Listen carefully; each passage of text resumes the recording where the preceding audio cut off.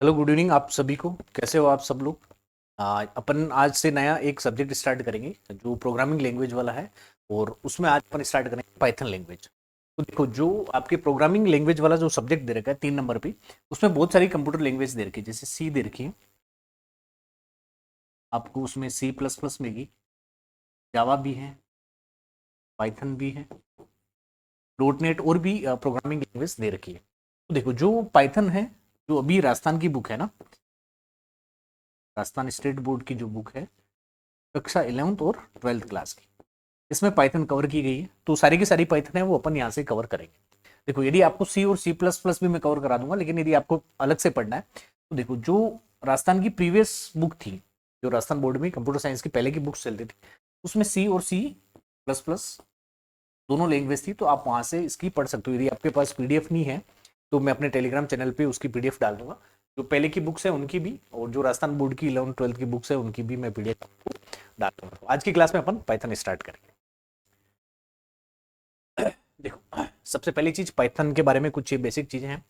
सबसे पहला है कि पाइथन का आविष्कार किसने किया था। पाइथन का आविष्कार किया था गुडो वेन रुसुम ने। आपको याद रखना है, कहीं भी पूछ सकते हैं कि मैचिंग वाले सवाल आ सकते हैं कि सामने 4 साइंटिस्ट के नाम रहेंगे और सामने उनके जो जो आविष्कार किए हैं उनके रहेंगे। तो आपको याद रखना है कि पाइथन का आविष्कार किया था गुडो वेन रुसुम ने।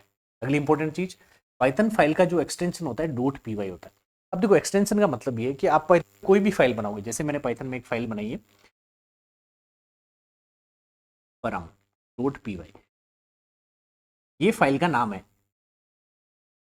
और ये फाइल का एक्सटेंशन है। तो फाइल का एक्सटेंशन देख के ही अपन को पता चलता है कि ये किस प्रकार की फाइल है।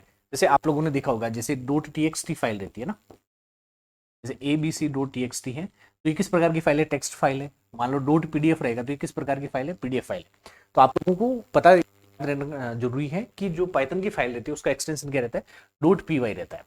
अगली चीज, पाइथन एक हाई लेवल लैंग्वेज है। अब देखो, यहाँ पे अपन जितनी भी आजकल जो कंप्यूटर की प्रोग्रामिंग लैंग्वेज की भाषा आ रही है वो हाई लेवल लैंग्वेज है। एक होती है हाई लेवल लैंग्वेज और दूसरी होती है low level language. Low level language, देखो, हाई लेवल लैंग्वेज का मतलब ये है कि ये प्लेटफॉर्म डिपेंडेंट नहीं रहती। इसका ये मतलब है कि आप जैसे जो भी लैंग्वेज बन रही है, हाई लेवल लैंग्वेज बन रही है, आप उसको किसी भी ऑपरेटिंग सिस्टम पे चला सकते हो, कोई से भी कंप्यूटर पे चला सकते हो, उसका जो भी आर्किटेक्चर हो। जबकि लो लेवल लैंग्वेज में क्या होता था कि जो आर्किटेक्चर उन्होंने पुराने समय में, मान लो जो भी कंप्यूटर है उसका जो आर्किटेक्चर यूज किया है उन्होंने, उस आर्किटेक्चर के हिसाब से ये लैंग्वेज बनती थी और वो पोर्टेबल नहीं होती थी। यदि आपके पास अलग अलग ऑपरेटिंग सिस्टम है तो आपको अलग अलग लैंग्वेज को डेवलप करना पड़ेगा, उसी लैंग्वेज को अलग अलग तरीके से डेवलप करना पड़ेगा। तो ये क्या है? हाई लेवल लैंग्वेज है, ये भी आपको याद रखना है। उसके बाद में देखो, ये है एक इंटरप्रेटेड लैंग्वेज, है ना। इंटरप्रेटेड लैंग्वेज का ये मतलब है, मान लो पाइथन में आपने कोड लिखा है, 5 लाइन का कोड, 6 लाइन का कोड लिखा है, तो इसमें लाइन बाई लाइन कोड क्या होगा? एग्जीक्यूट होगा, या फिर लाइन बाई लाइन कोड क्या होगा? रन होगा। आ रहा है समझ में? दूसरी होती है कंपाइल्ड लैंग्वेज। कंपाइल्ड लैंग्वेज में क्या होता है, मान लो ये आपने कोड लिखा है, तो ये पूरा का पूरा क्या होगा? एक साथ क्या होगा? आपके पास रन किया जाएगा। इंटरप्रेटर में क्या होता है कि लाइन बाई रन लाइन है, जो प्रोग्राम रन होता है, फिर लाइन बाई प्रोग्राम कन्वर्ट होता है। जबकि कंपाइल्ड लैंग्वेज में क्या होता है? पूरा का प्रोग्राम एक साथ बदला जाता है। तो इंटरप्रेटेड लैंग्वेज की खास बात यह है कि उसमें अपन एरर निकालना या फिर डीबग करना बहुत आसान रहता है। डीबग मतलब जहां पे भी अपनी त्रुटि की है, जहां पे भी गलती की है, वहां पे अपन पता चल जाएगा। मान लो इस वाली लाइन में अपन ने कहीं ने गलती की है, तो ये तीनों लाइन सही तरीके से एग्जीक्यूट होगी, और फिर जैसी चौथी लाइन एग्जीक्यूट होगी तो अपन को यहाँ पे क्या बता देगा? एरर बता देगा। तो अपन को पता चल जाएगा कि इस लाइन में गलती। जबकि यदि कंपाइल्ड लैंग्वेज होती तो पूरा का पूरा प्रोग्राम एक बार रन होता, उसके बाद में अपन को पता चलता कि इस प्रोग्राम में एरर है, फिर अपन को पता लगाना पड़ता कि कौन सी लाइन में आपका एरर है। यहां तक आए समझ में? अगला देखो क्या हो रहा है।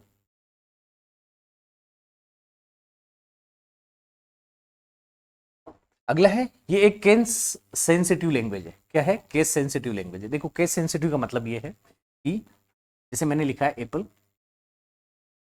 और ये लिखा है एप्पल, इन दोनों में फर्क है। केस सेंसिटिव का मतलब ये है कि छोटी एबीसीडी और बड़ी एबीसीडी में क्या रहता है? फर्क रहता है। दोनों को सही तरीके से मेजर नहीं करता, दोनों में अलग रहता है। जैसे इस एप्पल का और इस एप्पल का दोनों का कोई संबंध नहीं है, दोनों अलग अलग वर्ड है या फिर अलग अलग लेटर है। केस सेंसिटिव का मतलब आया समझ में? कि बड़ी एबीसीडी और छोटी एबीसीडी दोनों में क्या रहता है? फर्क। बहुत सारी लैंग्वेज होती है वो केस इनसेंसिटिव होती है। केस इनसेंसिटिव में क्या होगा?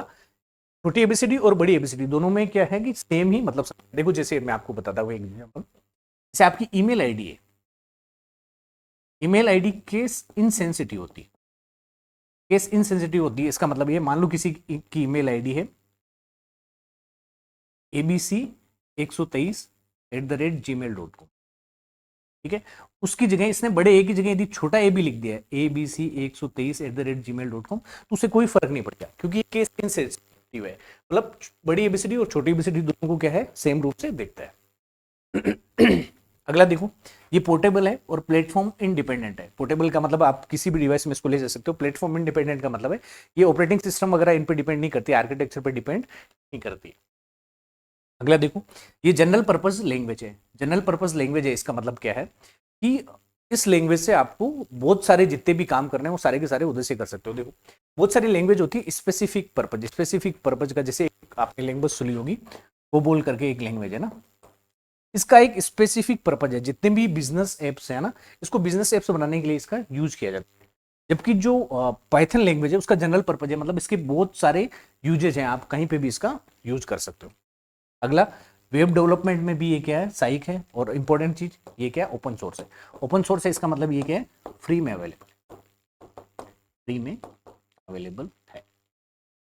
देखो क्या क्या पॉइंट पढ़ा अपने पाइथन के बारे में।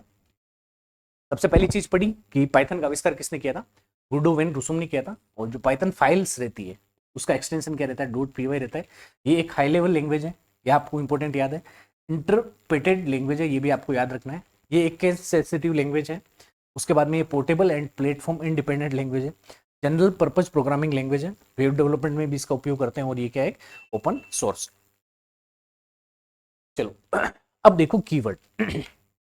कीवर्ड का मतलब क्या होता है, जैसे कोई भी जो बात है, कोई भी डेवलप की जाती है, तो डेवलप करने के समय उसके पहले से कुछ कीवर्ड्स आते हैं। कीवर्ड्स का ये मतलब कि इन शब्दों का पहले से कोई मतलब है, इन शब्दों का पहले से मतलब है, और वो आपको मतलब बताया जाएगा कि इस शब्द का मतलब क्या है, या फिर ये शब्द किस लिए काम में लिया गया है और ये किस प्रकार का काम करता है।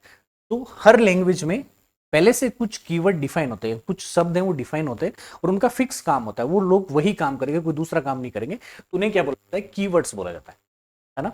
ये क्या रहते हैं, रिजर्व वर्ड्स रहते हैं और इनका खास मतलब होता है और उनको इसीलिए यूज किया जाता है। देखो जैसे ये फोर है ना, ये फोर अपन लूप में पढ़ेंगे, अपन आगे पढ़ेंगे कि लूप फोर क्या करता है, सबसे पहले कंडीशन चेक करेगा। कंडीशन चेक करने के बाद फोर में जो भी कमांड्स रहेगी उन सारी कमांड्स को एग्जीक्यूट करता रहेगा। कब तक एग्जीक्यूट करेगा, जब तक कि फोर के सामने जो कंडीशन दी हुई है वो क्या है, सही हो जाएगी ना। तो ये क्या है, किस लिए अपन यूज में ले रहे हैं, लूप के लिए काम में ले रहे हैं। उसी तरीके से देखो इसमें बहुत सारे वर्ड्स हैं, कीवर्ड्स हैं, वो आपको याद नहीं करने, एक बार सरसरी नजर से देखना है। बहुत सारे कीवर्ड्स जैसे जैसे अपन पाइथन पढ़ेंगे बहुत अपने आप ही याद होते जाएंगे।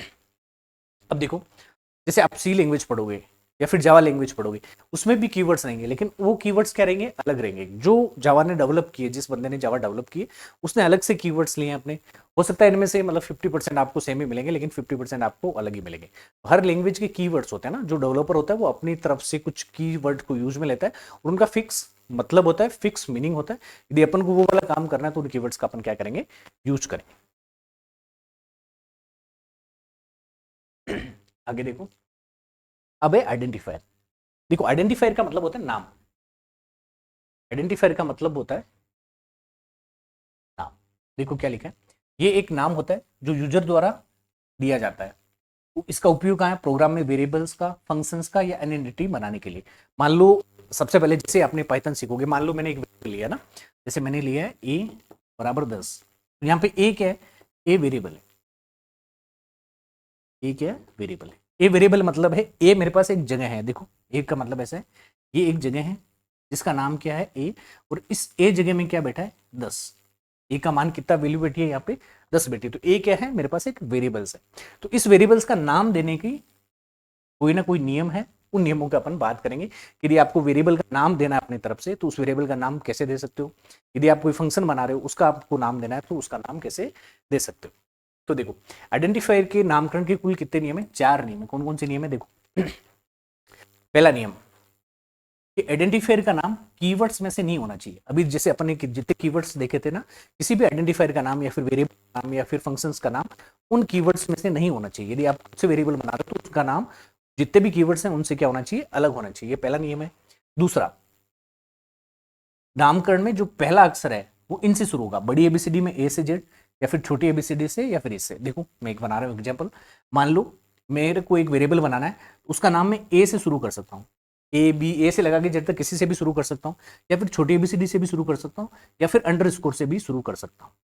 पहली चीज आई समझ में, पहले अक्षर के बाद में आप इन इन चीजों का यूज कर सकते हो। पहले अक्षर के बाद में और भी अक्षर रहेंगे, उसमें आप ए से जेड लिख सकते हो, छोटी एबीसीडी के ए से जेड लिख सकते हो, अंडरस्कोर लिख सकते हो, और 0 to 9 लिख सकते हो। अगली चीज, नाम में कभी भी स्पेशल कैरेक्टर है उसका उपयोग नहीं करेंगे। यहां तक आए समझ में। मान लो आपको जब आप प्रोग्राम बनाओगे तो आप अपनी तरफ से वेरिएबल का नाम कैसे दोगे, आपको ये चारों चीजें ध्यान में रखनी है। मान लो आप अपनी तरफ से कोई प्रोग्राम बना रहे हो तो उसका आप नाम दोगे, उस प्रोग्राम का नाम देने के लिए आपको इन नियमों का पालन करना है। देखो इसमें एग्जाम्पल देखो एक दो। मान लो मेरे पास एक वेरिएबल है, क्या वेरिएबल का नाम ऐसे दे सकता हूं मैं, A5। तो ये वेरिएबल का नाम सही है या नहीं है ना। चलो यहीं पे लिखता हूँ ना ताकि आपको ज्यादा समझ में आए। अब आपको ये बताना है कि इनमें से कौन सा वेरिएबल का नाम सही है, फिर कौन से वेरिएबल का नाम सही नहीं है। देखो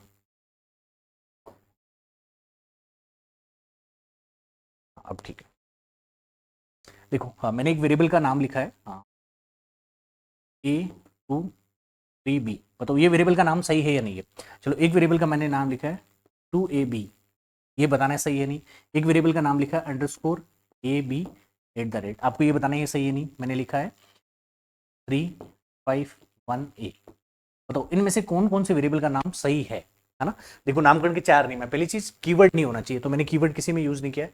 दूसरी चीज शुरू ए से जेड होना चाहिए, ये भी ए से जेड शुरू हो रहा है, ये भी ए से जेड से, अंडरस्कोर से। देखो कौन कौन से ए से जेड से शुरू नहीं हो रहे, एक ये वाला शुरू नहीं हो रहा है, एक ये वाला शुरू नहीं हो रहा है, तो ये दोनों वेरिएबल के नाम नहीं हो सकते। अगली चीज देखो, पहले अक्षर के बाद में आप इन इन चीजों को यूज कर सकते हो। इन अक्षरों में आप एबीसीडी लिख सकते हो, गिनती लिख सकते हो, या फिर अंडरस्कोर लिख सकते हो। ये लिखा है तो ये वेरिएबल का नाम हो सकता है। अब देखो यहाँ पे क्या लिखा है, मैंने स्पेशल कैरेक्टर लिखा है, जबकि वेरिएबल के नाम में स्पेशल कैरेक्टर अपन यूज में कहीं पे भी नहीं लेते। चलो आगे देखो। अब देखो कमेंट्स क्या होते हैं। कमेंट्स का ये मतलब है कि जब भी आप प्रोग्राम लिखते हो तो प्रोग्राम, मान लो मैंने कोई प्रोग्राम लिखा है, तो आप लोगों को कैसे समझ में आएगा कि ये प्रोग्राम मैंने किस लिए लिखा है, किस पर्पज के लिए लिखा है।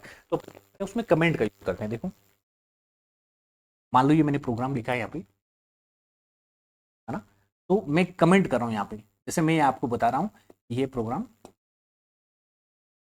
कैलकुलेटर का है ना, कैलकुलेटर का है। तो मैंने इस लाइन के आगे सबसे पहले यहाँ पे क्या लगा दिया, हैश लगा दिया। हैश लगा दिया मतलब क्या है, ये कमेंट हो गया।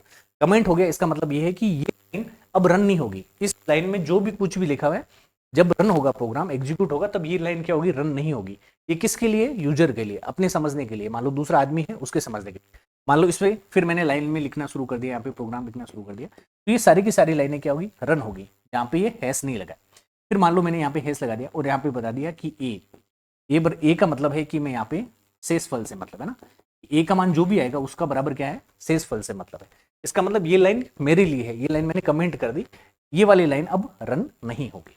तो देखो दो तरह के कमेंट होते हैं। एक होता है सिंगल लाइन कमेंट, मान लो आपको एक ही लाइन को कमेंट करना है, तो उसके लिए अपन किसका, हैश का उपयोग करते हैं। किसका उपयोग करते हैं, हैश का। लाइन के शुरू में आपने हैश लगा दिया तो मतलब ये क्या होगी, कमेंट लाइन होगी। ये कौन सी लाइन होगी, ये होगी मेरे पास कमेंट। ठीक है, अगला है मल्टी लाइन कमेंट। हो सकता है मान लो मैं यहाँ से लेके यहाँ तक की लाइनों को कमेंट करना चाहता हूँ, सारी लाइनों को कमेंट करना चाहता हूँ। तो पहला तरीका ये है कि हर लाइन के शुरू में मैं क्या कर दूँ, यहाँ पे हैश लगा दूँ। यहाँ पे भी क्या लगाना पड़ेगा, हैश, यहाँ पे भी हैश। तो ये मल्टी लाइन कमेंट हो गया। मतलब एक से ज्यादा लाइन कमेंट करने का पहला तरीका है कि हर लाइन के आगे क्या लगा दूँ, हैश। दूसरा तरीका अपने पास ये है कि यदि यहाँ से मैं ये 3 बार कोमा लगा दूँ और यहाँ पे यदि 3 बार कोमा लगा दूँ, इसका मतलब ये है इस कोमा और इस कोमा के बीच की जितनी भी सारी लाइन है वो किसकी तरह काम करेगी, कमेंट की तरह काम करेगी। आया समझ में। दो तरह के कमेंट होते हैं, एक होता है single line comment. Single line comment के लिए अपन हैश का यूज करते हैं और मल्टी लाइन कमेंट के लिए अपन इस वाली कोमा का यूज करते हैं। देखो यहाँ पे ये तीनों लाइनें अब क्या होगी, कमेंट होगी। क्या होगी, कमेंट होगी। कमेंट होगी इसका मतलब ये जब प्रोग्राम रन होगा तो इन तीनों लाइनों को छोड़ दिया जाएगा, सिर्फ यही वाली चीज क्या होगी, रन होगी। आया, कुछ समझ में आया होगा आपको। चलो एक सवाल देखो, देखिए कमेंट का उपयोग क्यों किया जाता है? पाइथन में कमेंट का उपयोग क्यों किया जाता है? तो प्रोग्राम को डिलीट करने के लिए, कोड को समझने के लिए, आउटपुट दिखाने के लिए, या फिर एरर बढ़ाने के लिए? किस लिए किया जाता है? कोड को समझने के लिए। कोड को समझने के लिए अपन किसका उपयोग करते हैं? कमेंट का उपयोग करते हैं। आप लोग देखना, जब जो लोग प्रोग्रामर होते हैं ना, जो सॉफ्टवेयर में काम करते हैं, उनके जो कोड रहते हैं वो हजार लाइन के रहते हैं ना, मतलब 1200, 1500, 1800, बहुत लंबे लंबे कोड रहते हैं। तो वो जगह जगह पे कमेंट करते हैं ना कि उन्होंने इस वेरिएबल का यहाँ पे ये मतलब है और अब ये वाला काम ये करने जा रहा है। तो मान लो कोई जो नया यूजर है, फिर दूसरा जो उसका साथी है, उसको भी समझ में आ जाए कि ये जो कोड बनाया गया किस तरीके से बनाया गया है। आगे देखो वेरिएबल्स, है ना, वो अपन देखेंगे। वेरिएबल्स का देखो, वैसे आपके सवाल नहीं आएगा कि वेरिएबल्स क्या होते हैं, लेकिन मैं वेरिएबल्स बता देता हूँ। वेरिएबल्स का मतलब है आपके पास जो भी मान रहेगा, वो मान आप किसी न किसी में दोगे, उसे क्या बोलते हैं? वेरिएबल्स बोलते हैं। जैसे मैंने लिखा है a बराबर 20। देखो यहाँ पे a क्या है? यहाँ पे a है वेरिएबल, a क्या है? वेरिएबल। और a का मान कितना हो रहा है? 20। इसका मतलब क्या है? ये यहाँ पे क्या जाएगा? 20। और ये क्या है? यहाँ पे a वेरिएबल, a किसको पॉइंट कर रहा है? 20 को। इसका मतलब ये है a क्या है? वेरिएबल। a का मान आप चेंज भी कर सकते हो। मान लो a का मान आपने 30 कर दिया, a का मान आपने जैसे ही 30 किया तो यहाँ से मान हट जाएगा और ये अब किसको पॉइंट करने लग जाएगा? इसको। जैसे मैंने a बराबर, वेरिएबल का ये मतलब है कि अपना मान क्या कर सकता है? लगातार चेंज कर सकता है। उसे क्या बोलते हैं अपन? वेरिएबल्स बोलते हैं। चलो, अब है टाइप्स। जो भी काम करेंगे वो किस पे काम करेंगे? डेटा पे काम करेंगे, है ना। और डेटा के अलग अलग प्रकार है। हर लैंग्वेज, जो भी लैंग्वेज आप प्रोग्रामिंग लैंग्वेज पढ़ोगे, वहां पे अपन देखोगे कि अलग अलग अपन को डेटा प्रकार मिलेंगे। तो सबसे पहली चीज की डेटा प्रकार अपन ले क्यों रहे हैं, है ना। तो देखो, डेटा प्रकार का ये फायदा है कि मान लो मैंने जो डेटा प्रकार लिया है एक इंट, है ना। कैसे समझो उसको?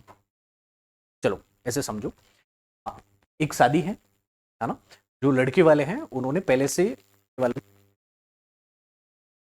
मान लो उन लोगों ने बोला है कि हम 200 लोग आने वाले, लड़के वालों ने बोला कि हम 200 लोग बारात के रूप में आने वाले हैं। तो अब लड़की वाले को मतलब ज्यादा सहूलियत होगी। मान लो उनको रात को सोने की भी व्यवस्था करनी है, तो कि उनको पास कितने रूम या कितने होल्स की जरूरत पड़ेगी। आ रहा है कि नहीं आ रहा समझ में?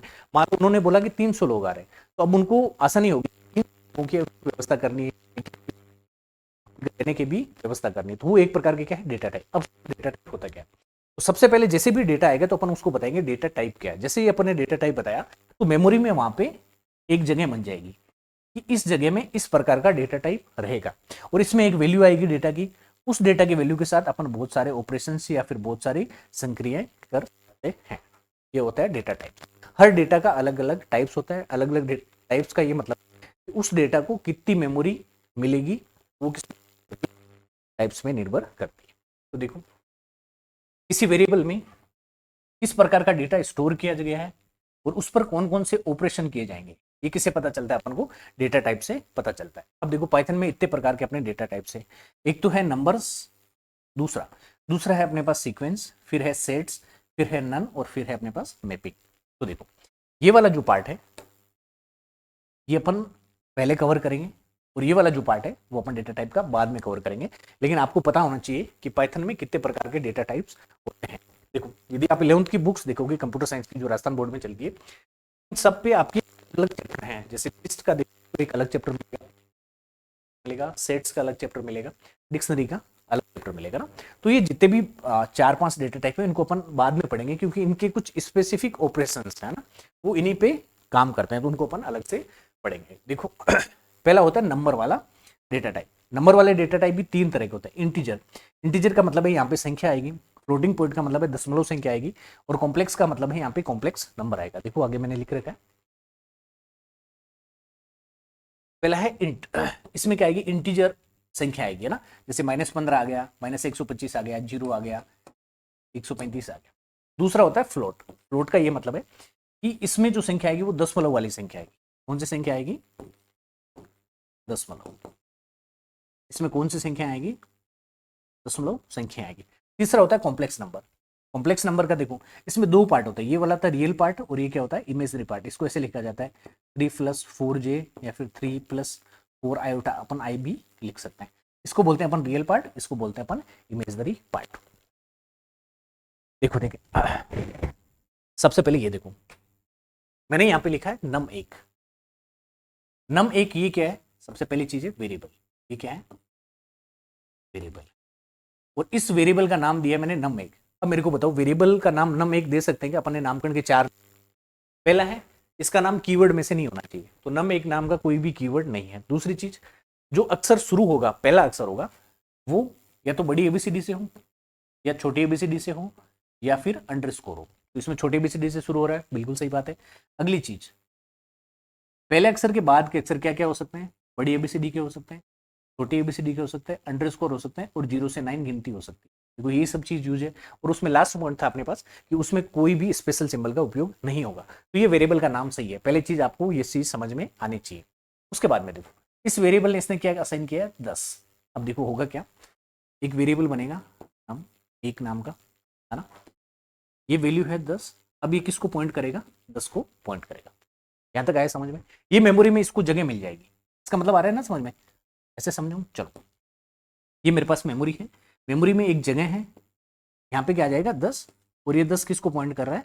num1 को पॉइंट कर रहा है। मतलब num1 में कौन बैठा है? 10 बैठा है।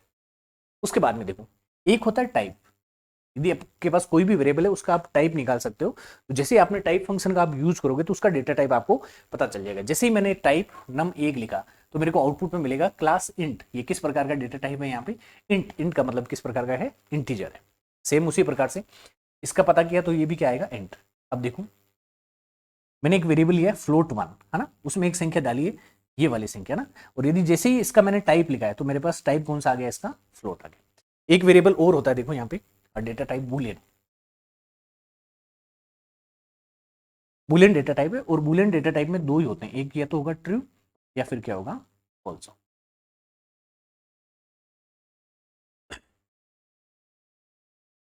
यहां तक आपको समझ में आया होगा कि अपने पहले प्रकार के डेटा टाइप के बारे में बात की है। अब देखो अगला है sequence data type. Sequence data type में बहुत सारे अलग अलग प्रकार है, लेकिन जो पहला प्रकार है वो क्या है? स्ट्रिंग। सीक्वेंस का मतलब होता है क्रमबद्ध संग्रह। अब देखो स्ट्रिंग, सबसे पहली चीज स्ट्रिंग को लिखने का ये तरीका, जब भी आप वेरिएबल लिखोगे, जैसे मैंने वेरिएबल लिखा है ए बराबर, अब मेरे को स्ट्रिंग लिखना है तो मेरे को जो चीज भी लिखना होगी या तो मैं छोटी कोमा के अंदर लिखूंगा, जैसे मैंने यहाँ पे लिखा है EPPLE, तो ये क्या होगी? एक स्ट्रिंग होगी।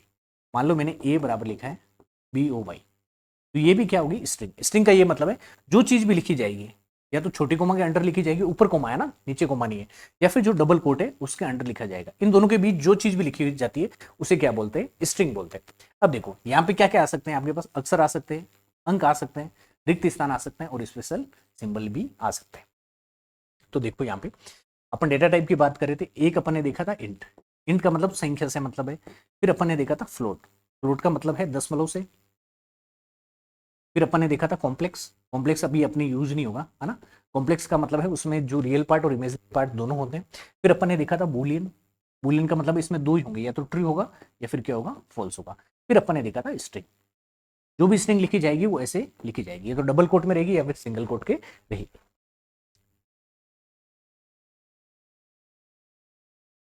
चलो अब अपन बात करें ऑपरेटर। देखो स्ट्रिंग का मैं एग्जांपल बताऊंगा तुम्हें।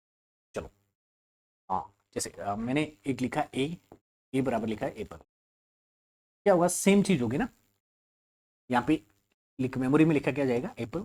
और ये किसको पॉइंट कर रहा है? ए किसको पॉइंट कर रहा है? एप्पल को पॉइंट कर रहा है। आगे समझ में? चलो अब एक इंपॉर्टेंट चीज, चलो देखो देखो यहीं पे देखो ना, जैसे मैंने लिखा है हाँ एक्स बराबर लिखा है मैंने 15, है ना। इसका मतलब ये किस प्रकार का डेटा टाइप है? इंट प्रकार का डेटा टाइप है। फिर मैंने लिखा है एक, चलो वाई बराबर मैंने लिखा है 15, और ये डबल कोट में लिखा है, ये किस प्रकार का डेटा टाइप है? स्ट्रिंग प्रकार का डेटा टाइप। देखो यहाँ पे मान लो हाँ मैंने लिखा है हाँ, चलो अलग वेरिएबल पी। पी बराबर मैंने लिखा है 125। फिर मैंने लिखा है क्यू बराबर लिखा है 145। अब देखो यहाँ पे जो पी वेरिएबल है उसमें जो डेटा जा रहा है वो किस प्रकार का डेटा है? इंट प्रकार का डेटा है। किस प्रकार का डेटा है? इंट प्रकार का डेटा। इंट प्रकार का डेटा है मतलब ये किस प्रकार की है? संख्या है। क्या है? संख्या है। संख्या इसका मतलब ये कि संख्या पे अपन जितने भी ऑपरेशन कर सकते हैं, जोड़ बाकी गुणा भाग, सारे के सारे ऑपरेशन में किस पे कर सकता हूँ? पी पे कर सकता हूँ। आया समझ में? फिर देखो मैंने लिखा है क्यू। क्यू में मैंने क्या लिखा है? 145। क्यू में जो डेटा जा रहा है वो किस प्रकार का डेटा है? स्ट्रिंग है। किस प्रकार का डेटा है? स्ट्रिंग। इसका मतलब ये हुआ कि क्यू पे मैं वो ऑपरेशन कर सकता हूं जो स्ट्रिंग के ऑपरेशन होते हैं। जैसे मैं इसमें एग्जांपल बताता हूं ना, चलो मान लो मैंने एक लिखा है आर, आर बराबर मैंने लिखा है 5, एस बराबर मैंने लिखा है ऐसे करके 10 लिखा है। आ रहा है समझे? अब देखो मैं करना चाहता हूँ पी प्लस क्यू, मतलब सॉरी मैं करना चाहता हूँ पी प्लस आर, मतलब पी को आर से जोड़ना चाहता हूँ। पी में क्या है 125 है, आर में क्या है 5, 125 और 5 दोनों ऐड हो जाएंगे और मेरे को क्या मिलेगा 130 मिलेगा। चलो अब मैं करना चाहता हूँ क्यू प्लस एस। अब देखो क्यू में किस प्रकार का डेटा है, स्ट्रिंग। स्ट्रिंग में आप जोड़ बाकी नहीं कर सकते, मतलब ऐसे जोड़ बाकी नहीं कर सकते जो गणित जोड़ने ना, उसमें जोड़ने का मतलब है दोनों ऐड हो जाएंगे। ये क्या लिखा जाएगा, क्यू में क्या है 145, यहाँ पे आ जाएगा 145, फिर प्लस एस में क्या है 10, यहाँ पे आ जाएगा 10, तो उसका आंसर हो जाएगा। अब आपको मतलब आया समझ में कि डेटा टाइप का मतलब क्या है। जो आपका डेटा टाइप रहेगा उस डेटा टाइप पे जो ऑपरेशंस रहेंगे वही ऑपरेशन अपन उस पर कर सकते हैं। ये चीज समझ में नहीं है तो एक बार आपको वापस देखना, ये चीज अपन आगे भी देखेंगे। चलो अब अपन बात करते हैं ऑपरेशंस की, है ना।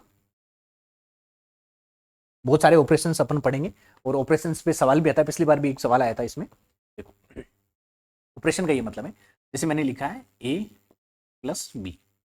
अब देखो यहाँ पे जो प्लस है उसे बोलते हैं ऑपरेटर, इसे क्या बोला जाता है, ऑपरेटर बोला जाता है। और जो ए और प्लस बी है इन्हें बोला जाता है ऑपरेंड, इन्हें क्या बोला जाता है, ऑपरेंड बोला जाता है। आप लोगों को समझ में आना चाहिए जब भी आप सवाल देखो तो उसमें ऑपरेटर कौन सा है और ऑपरेंड कौन सा है। ये वाला ऑपरेशन किया जाएगा किस किस पे किया जाएगा, इन दोनों ऑपरेंड पे किया जाएगा। आ रहा है कि नहीं आ रहा समझ में? इसका मतलब है ये कुछ विशिष्ट काम करेगा, है ना, ये कोई विशेष काम करेगा, ये कोई विशेष काम करेगा। किस पे काम करेगा, ऑपरेंड्स पे काम करेगा। जो दोनों तरफ इसके ऑपरेंड्स है उन लोगों पे ये क्या करेगा, कोई विशेष काम करेगा। तो बहुत प्रकार के ऑपरेटर्स हैं अपने बुक्स में, तो अपन देखेंगे वन बाय वन ऑपरेटर्स देखेंगे कि कौन कौन से ऑपरेटर, और ऑपरेटर से सवाल आपके आ भी सकता है। चलो पहला है अर्थमेटिक ऑपरेटर। अर्थमेटिक को अपन बोलते हैं अंक गणितीय, अर्थमेटर को अपन क्या बोलते हैं, अंक गणितीय। चलो ये तो आसान सा है, ऐड करने की दे रहा है। देखो जैसे मैंने लिखा है ए बराबर लिखा है 10 और बी बराबर लिखा है मैंने 5, और फिर मैंने लिखा है ए प्लस बी, ए प्लस बी, तो इसका आउटपुट क्या आएगा मेरे पास 15 आएगा। ये सिंपल सा है ना, इसमें कुछ ज़्यादा टाइम वाली खर्च करने वाली बात नहीं है। एडिशन का मतलब होता है जोड़ना, ये सिंपली क्या करेगा, दो संख्याओं को जोड़ देगा। चलो अगला ऑपरेटर है सबट्रैक्ट। सबट्रैक्ट का मतलब क्या होता है, घटाना। जैसे ए बराबर मैंने लिखा है 15 और बी बराबर लिखा है मैंने 10 और मैंने लिखा है ए माइनस बी, ए माइनस बी क्या हो जाएगा यहाँ पे 5 हो जाएगा। आए कि नहीं आया समझ में? चलो अब देखो इंपॉर्टेंट चीज, यहां तक आए समझ में? चलो अब वापस देखना, मैंने एक वेरिएबल लिया है पी और पी में मैंने लिखा है हेलो, फिर दूसरा वेरिएबल लिया है क्यू में मैंने लिखा है इंडिया। ठीक है, अब मैं करना चाहता हूं यहाँ पे पी प्लस क्यू। पहली चीज सबसे पहले ये देखेगा कि पी में किस प्रकार का डेटा टाइप है, या जो पी का जो डेटा है वो किस प्रकार का है। तो पी में डेटा वो किस प्रकार का, देखो डबल कोट में है तो किस प्रकार का डेटा है, स्ट्रिंग है। इसमें किस प्रकार का डेटा है, ये भी क्या है। तो मेरे को पी प्लस क्यू करना है, मतलब इन दोनों स्ट्रिंगों को जोड़ना है। जोड़ना है मतलब कनकरेंट करना है। इस स्ट्रिंग है और स्ट्रिंग में आप प्लस करना चाहते हो तो दोनों स्ट्रिंग जुड़ जाएगी, तो मेरे को आउटपुट मिलेगा हेलो। आया कि नहीं आया समझ में?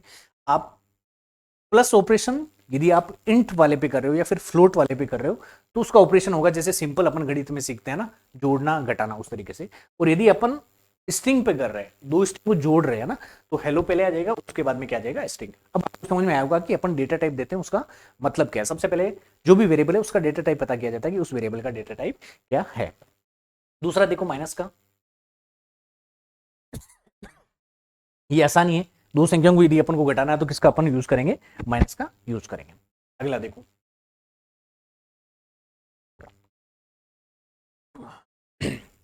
अगला है मल्टीप्लिकेशन। मल्टीप्लिकेशन का मतलब देखो मान लो मैंने यहाँ पे लिखा है ए बराबर लिखा है 10 और बी बराबर मैंने लिखा है 5, तो मैं ए मल्टीप्लाई बी कर रहा हूँ तो मेरे को आंसर कितना मिलेगा, 50 आंसर मिलेगा। दोनों को सिंपली क्या कर देगा, मल्टीप्लाई कर देगा। चलो अब देखो मल्टीप्लाई में एक है, मान लो मैंने एक वेरिएबल लिया है पी और P में मैंने लिखा है इंडिया। क्या लिखा है? इंडिया। अब मैं P मल्टीप्लाई बाई 2 कर रहा हूं, इसका मतलब होगा कि इंडिया क्या होगा, रिपीट होगा। कितनी बार रिपीट होगा? 2 बार रिपीट होगा। तो इसमें आउटपुट क्या आएगा मेरे पास? India, India. मान लो मैंने कर दिया P मल्टीप्लाई बाई 5, इसका मतलब क्या होगा? अब इंडिया कितनी बार रिपीट होगा? 5 बार। इस केस में मेरे पास आउटपुट क्या आएगा? इंडिया, फिर आएगा इंडिया, और इस कितनी बार आएगा मेरे पास? 5 बार आएगा। आया समझ में? चलो, उसके बाद में है डिवीजन। डिवीजन का मतलब होता है कि भाग देना। सिंपल है ना, इसमें कुछ है भी नहीं। जैसे ए बराबर है 8, बी बराबर है 2, है ना? तो ए डिवाइड डिवीजन करूँ यदि मैं बी का, तो मेरे पास आउटपुट क्या आएगा? उसके इसमें आएगा 4 आएगा, 4.0। मतलब जो भी आउटपुट आएगा वो किस में आएगा? फ्लोट में आएगा। किस में आएगा? फ्लोट में आएगा। चलो अगला देखो, अब इंपॉर्टेंट है ना। अगला है मॉड्यूलस ऑपरेटर। मॉड्यूलस ऑपरेटर क्या करता है? आपको शेष फल देता है। क्या करता है? शेष फल देता है। ये इंपॉर्टेंट चीज है। पहली चीज, इसको क्या बोलते हैं? Modulus operator. एग्जाम में ऐसा भी आ सकता है कि आपको मॉड्यूलस ऑपरेटर लगाना, ऐसा भी लिखा मिल सकता है, या फिर आपको ये जो परसेंटेज वाला साइन है ये भी पूछ सकते हैं कि दो संख्या रहेगी, उनके बीच में यदि ये वाला ऑपरेटर लगा रहेगा तो आपको पता करना है कि उसका आउटपुट आएगा क्या। तो मॉड्यूलस ऑपरेटर क्या देता है? शेष फल देता है। देखो, जैसे मैंने ए बराबर लिखा है 13 और बी बराबर लिखा है 4। यदि मैं ये करना चाहूँ ए मॉडुलस बी, तो बताओ इस केस में आउटपुट क्या आएगा? इसका मतलब मैं क्या कर रहा हूँ? 13 मॉडुलस 4 कर रहा हूँ। बताओ आउटपुट क्या आएगा? 13 में आप किसका भाग देना चाह रहे हो? 4 का भाग दे रहे हो। कितनी बार गया? 4 बार, सॉरी 3 बार भाग गया 12। शेषफल कितना बचा? 1। तो इस केस में आउटपुट क्या आएगा? 1।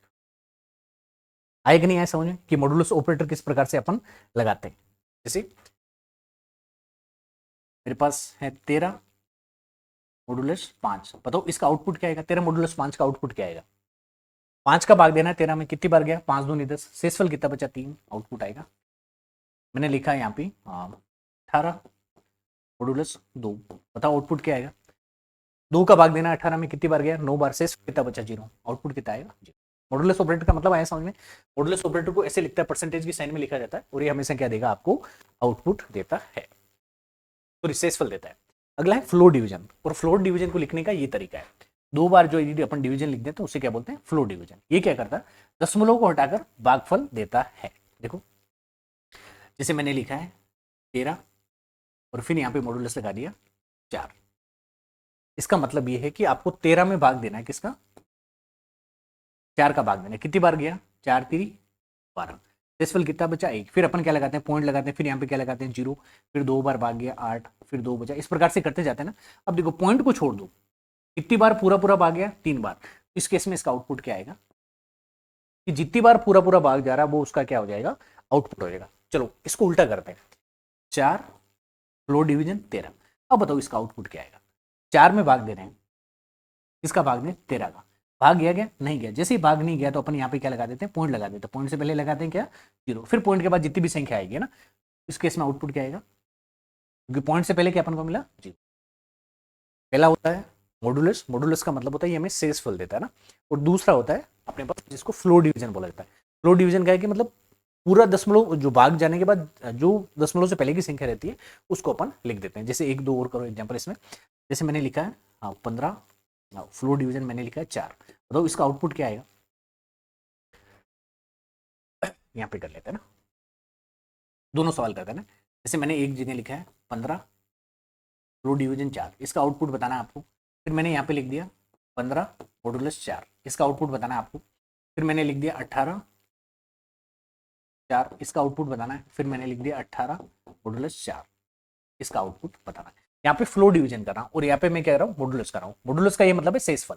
अब देखो 4 का पाड़ा बोलो, 3 बार गया 12, शेषफल कितना बचा? 3, इसका आउटपुट आएगा 18। 4 का पाड़ा बोलो 16, शेषफल कितना बचा? 2, ये में से क्या देता है? शेषफल। अब देखो ये पूरा पूरा भाग कितनी बार गया? 4 का पाड़ा, यहाँ पे आउटपुट क्या आएगा? 3। 4 का पाड़ा बोलो 4 चौक 16, तो यहाँ पे आउटपुट क्या आएगा? 4।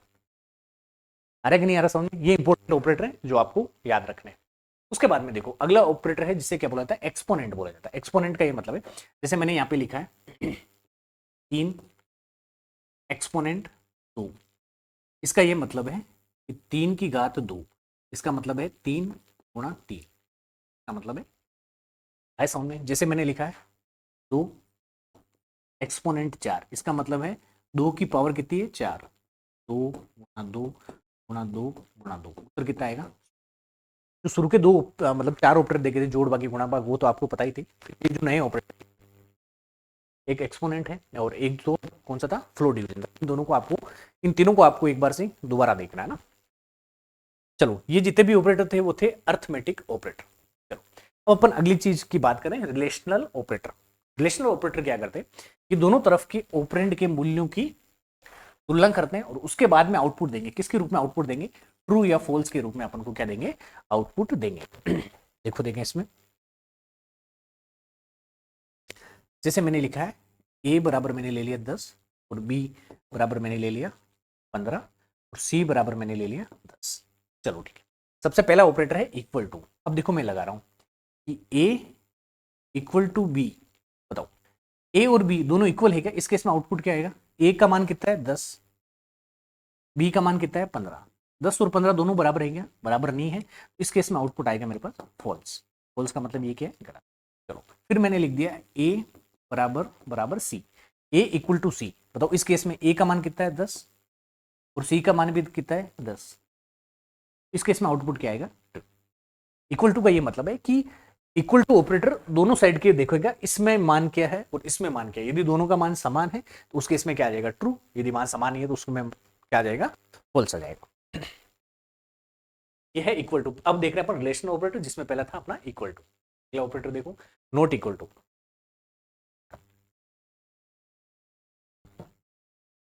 चलो सेम एग्जांपल है, ये सारे मैं आपको से बता रहा हूं क्योंकि इनकी थ्योरी नहीं है ना, थ्योरी आपकी न तो एग्जाम में पूछी जाएगी और न आपको पढ़नी है। चलो मैं वेरिएबल ले रहा हूं वापस से, ए बराबर मैंने ले लिया 10, बी बराबर मैंने लिया है 15, ए बराबर मैंने लिया, बी बराबर मैंने लिया और सी बराबर मैंने लिया। अब देखो नॉट इक्वल टू, सबसे पहले देखो नॉट इक्वल टू को ऐसे लिखा जाता है, जैसे मैंने लिखा है ए नॉट इक्वल टू बी। बताओ ये बोल रहा है कि ए और बी दोनों बराबर नहीं है। देखते हैं, ए का मान कितना है 10 नॉट इक्वल टू, बी का मान कितना है 15। ये बोल रहा है कि 10 और 15 दोनों बराबर नहीं है, ये तो सही बात बोल रहा है ना, उसके इसमें इसका आउटपुट क्या आएगा, ट्रू आएगा। इसमें कंफ्यूज नहीं होना है। आगे देखो, जैसे ये बोल रहा है कि ए नॉट इक्वल टू सी, मतलब ये बोल रहा है कि ए और सी दोनों बराबर नहीं है। ए का मान है 10, सी का मान कितना है 10, 10 और 10 तो बराबर है, जबकि इस केस में आउटपुट क्या आएगा मेरे पास, फॉल्स आएगा। ऐसा समझे, पहला था इक्वल टू और दूसरा था नॉट इक्वल टू। चलो अगला है ग्रेटर देन। ग्रेटर देन तो समझ में आता ही है ना, ग्रेटर देन का मतलब है कि कौन सा बड़ा है आपको, है ना। देखो ए बराबर है 10, बी बराबर है 5, है ना। मैंने लिखा है ए ग्रेटर देन बी, ए का मान कितना है 10, बी का मान 10 बड़ा 5 है, तो इस केस में आउटपुट क्या आ जाएगा, लेस देन सेम ही है, जो छोटा रहेगा। जैसे मैंने लिखा है कि ए लेस देन बी, ए छोटा है क्या बी से, ए का मान है 10, बी का मान है 5, 10 छोटा है क्या मान से, नहीं, तो ये चीज़ गलत है, तो उस केस में आउटपुट क्या आ जाएगा, फॉल्स। यदि आपका जो रिलेशन है वो सही है तो उसमें ट्रू आएगा, यदि गलत है तो क्या आ जाएगा, उसमें फॉल्स आ जाएगा। Greater than equal to same ही चीज़ है ना। सी ए बराबर है मेरे पास 10, बी बराबर है 15 और सी बराबर है मेरे पास 10 ले लेते। चलो मैं ऐसे लिखता हूँ कि ए, ऐसे लिखता हूँ B greater than equals to A. इसका मतलब बी का मान कितना है 15, ए का मान कितना है 10। ये बोल रहा है कि 15 बड़ा है 10 से या फिर 15 बराबर है 10 के, तो दोनों में से एक कंडीशन सही हो रही है, 15 बड़ा है, तो इस केस में क्या आ जाएगा, ट्रू आ जाएगा। चलो मैंने ऐसे लिखा है कि ए ग्रेटर देन इक्वल्स टू सी लिखा है, इसका मतलब ए का मान है 10 और इसका मान भी क्या है 10। तो देखो ए बड़ा है क्या सी से, नहीं। अगली कंडीशन देखो, बराबर वाली कंडीशन है, ए और सी दोनों का मान बराबर है क्या, बराबर है, तो इस केस में क्या आ जाएगा, है ना। मतलब इसमें क्या रहेगी, ग्रेटर देन के साथ में एक इक्वल वाली वैल्यू भी क्या रहेगी, इसमें एक्स्ट्रा ऐड रहेगी। ये लेस देन इक्वल टू है, सेम ही चीज अपन यहाँ पे कर सकते हैं। चलो तो आज की क्लास में इतना ही। ये अपनी पहली क्लास थी पाइथन क्लास की, पाइथन सब्जेक्ट की, और हो सकता है इस जो पाइथन वाला है अपना पूरा का पूरा सेक्शन अपन 10 या 12 क्लासों में पूरा का पूरा अपन कवर कर लेंगे। तो अब से आपको 2-2 क्लासेस मिल रही है। यदि आपको लग रहा है कि वीडियो सही है तो आप ज़्यादा से ज़्यादा लोगों को शेयर करें और अपने कमेंट, ताकि मुझे भी पता चले मतलब जो ऑनेस्ट फीडबैक आपका, कि आपको जो समझ में आता है या फिर समझ में नहीं आ रहा। तो आज की क्लास में इतना ही, अगली क्लास में मिलते हैं। धन्यवाद।